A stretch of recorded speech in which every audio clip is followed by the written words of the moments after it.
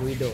Oke, Bang Dewas, ini kan terkait dengan Ahmad Zoni yang hari ini digelar sidang perkara terkait dugaan penyebaran narkotika di lapas ya, Bang. Dan sidang hari ini tuh Ahmad Zoni hanya dihadirkan secara online. Tetapi kan sebelumnya ini kan dari pihak kuasa hukumnya itu meminta untuk Ahmad Zoni dihadirkan secara langsung, Bang, di persidangan. Gimana nih, Abang, mungkin sebagai praktisi hukum melihat dari kasusnya Ahmad Zoni ini seperti apa, Bang? Kalau sidang itu online atau luring ya, itu semua keputusan dari hakim karena ada SEMA kan, ada perma tentang itu. Jadi sah-sah saja hakim itu mengadakan persidangan secara online. Mungkin dilihat dari berbagai perspektif kan gitu. Namun di sini ada satu hal yang ganjil aja. Ketika Amar ini dibawa ke Nusa Kambangan, kan kita tahu nih Nusa Kambangan ini kan satu rumah tahanan yang lumayan cukup eksklusif ya menurut saya bagi para tahanan, karena itu semua yang ditahan di Nusa Kambangan itu orang-orang yang udah susah diatur gitu. Artinya udah susah diatur tuh ancaman hukumannya di atas 10 tahun, ya kan? Yang kedua, dia itu berkali-kali berbuat gaduh di lapas kan gitu, dan ditakuti ada indikasi dia akan kabur, itu dilempar ke Nusa Kambangan. Kalau saya rasa Nusa Kambangan itu cocoknya buat koruptor, itu baru cocok gitu kan, yang tiap harinya harus makan nasi cadong, yang tiap harinya pagi siang sore harus digebukin gitu kan, itu cocok di Nusa Kambangan, jadi tidak bisa diliput oleh media. Tapi kalau Ahmad Zoni, yang menurut saya dia ini hanya pemakai biasa ya, bukan pengedar aktif juga. Jadi ya kasus dia yang dituduh pengedar itu juga kan dulu itu kalau dilihat dari perkaranya kan kasus yang memang dia ada, dan vonis yang memvonis dia itu kan undang-undangnya beda dengan undang-undang narkotika. Yang dituduhkan itu kepada Ahmad Zoni kan pasal 127. Waktu dia diputus kemarin itu kan dituduh pasal 127 Undang-Undang 35 tahun 2009 tentang narkotika, tetapi yang diterapkannya KUHP. Jadi hakim memutus itu berdasarkan KUHP, Kitab Undang-Undang Hukum Pidana, bukan berdasarkan Undang-Undang Narkoba. Di situ saja sudah melenceng putusan hakim. Jadi menurut saya berkali-kali Ahmad Zoni ini salah ya, salah sebenarnya dalam melakukan pembelaan. Entah pengacaranya yang nggak ngerti atau entah Ahmad Zoninya yang nggak paham menjelaskan semuanya secara gamblang. Artinya bentuk kriminalisasi terhadap Ahmad Zoni juga kentara banget dari putusan sebelumnya kan gitu. Dia diputus karena melanggar KUHP katanya. Ya, lalu sekarang ini juga dia ngumpul-ngumpul dengan teman-temannya, ya kan? Tahu-tahu ada satu linting ganja, entah siapa yang bawa, kan itu belum pasti, itu kan multitafsir. Jadi masih masuk termaktub dalam ajas presumption of innocence, ajas praduga tak bersalah. Jadi lagi-lagi Ahmad Zoni ini dikriminalisasi. Dia sudah menjadi residivis. Ya, untuk keempat kalinya dia dijadikan residivis lagi. Nah, kalau residivis yang 4 kalinya itu di negara manapun itu dianggap keterlaluan dan harus menggunakan sistem hukum eksekutorial. Artinya negara mau bagaimana dengan Ahmad Zoni ini? Apa mau ditahan seumur hidup atau memang dia mau dibinasakan kan gitu? Itu aja, hanya dua itu kan. Tapi kalau memang tidak memenuhi unsur itu, ya jangan dibinasakan, jangan ditahan di seumur hidup, jangan juga ditahan di Nusa Kambangan, bebaskan dia direhab gitu loh. Ini kan hal yang mengada-ngada, yang lagi-lagi dibuat oleh Mahkamah Agung pimpinan Sonarto ya. Profesor Sunarto ini kan saya berkali-kali bilang, ini orang nggak ngerti konstruksi hukum, tapi beruntung ditunjuk Pak Prabowo sebagai ketua Mahkamah Agung. Padahal orang ini sama sekali nggak ngerti konstruksi hukum gitu. Jadi jajarannya karena pemimpinnya itu nggak ngerti hukum, ke bawahnya pun jadi berantakan. Jadi putusannya putusan yang nyeleneh gitu. Makanya saya bilang tadi sini, ini Pak Prabowo harus bersih-bersih. Ini fatal Mahkamah Agung.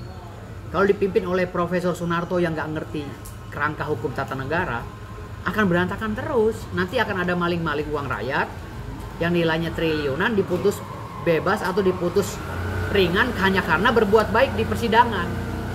Gitu. Nah ini negara mau gimana? Mati-matian Kejaksaan Agung menangkap mafia, ya, mati-matian Kejaksaan Agung menangkap koruptor, mati-matian Mabes Polri menghantam koruptor dan mafia, tapi dieksekusi oleh Mahkamah Agung melalui hakimnya rendah, bahkan dibebaskan. Kan ini keji. Lah ini makanya saya bilang Profesor Sunarto udah nggak pantas jadi ketua Mahkamah Agung, ganti. Jadi kapal usang itu jangan dipakai lagi, kita nggak akan pernah memenangkan pertempuran.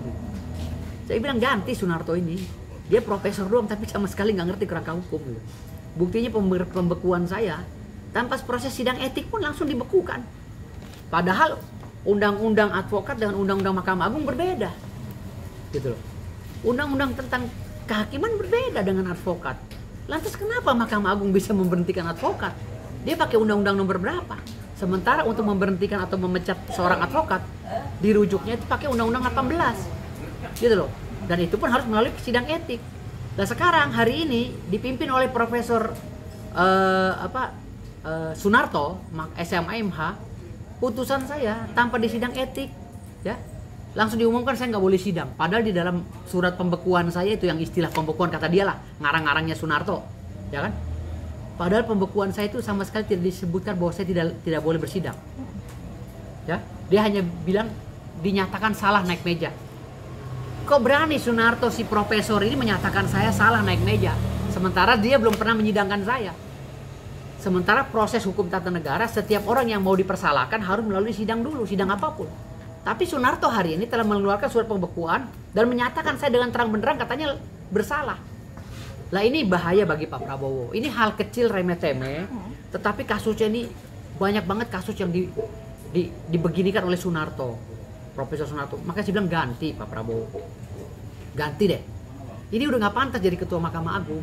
Banyak orang yang tumpang tindih, makanya karena hakimnya nggak adil, ya oknum-oknum nggak semua sih, nggak semua. Jadi karena pemimpinnya Pak Sunarto ini banyak ketimpangan-ketimpangan. Semenjak Sunarto ini memimpin, ada hakim yang ketangkep disogok, ada hakim yang nyimpen duit sekian ratus miliar di rumahnya hampir 1 T.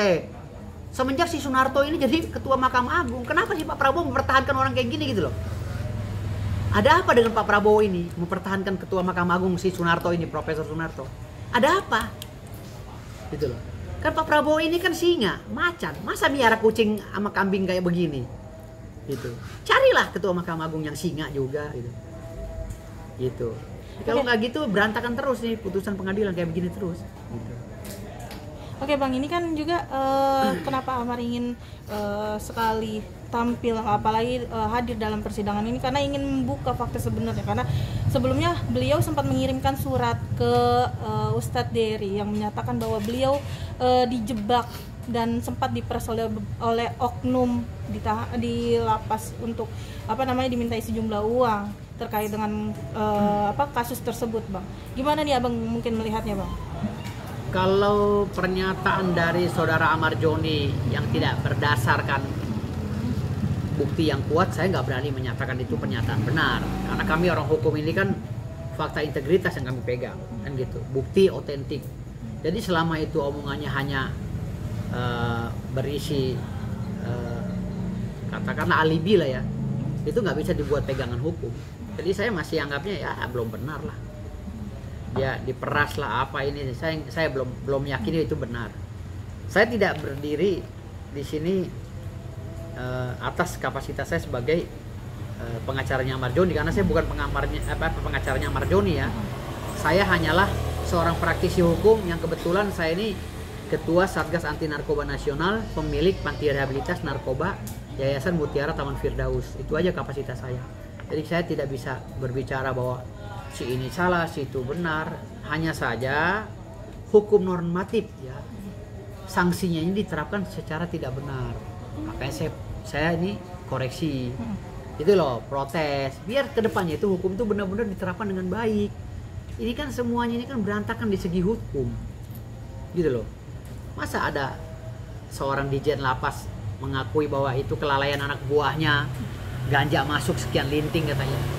Nah, kalau ganja selinting aja bisa masuk, bagaimana ganja 5 kilo 100 kilo di dalam lapas? Berarti kan ada transaksi. Kalau kata orang lapas tuh istilahnya apotik. Berarti ada apotik narkoba di dalam lapas semuanya kan gitu. Nah, ini perlu dikaji oleh Pak Prabowo melalui Menteri Hukumnya, melalui Menkumham, Yusri sama Hendra gitu. Itu aja sih. Yang terpenting ini gantilah orang-orang hukumnya nih. Kalau Pak Prabowo mau benar gitu. Percuma dia nangkepin 1,6 triliun, 1,3 triliun, 16 triliun.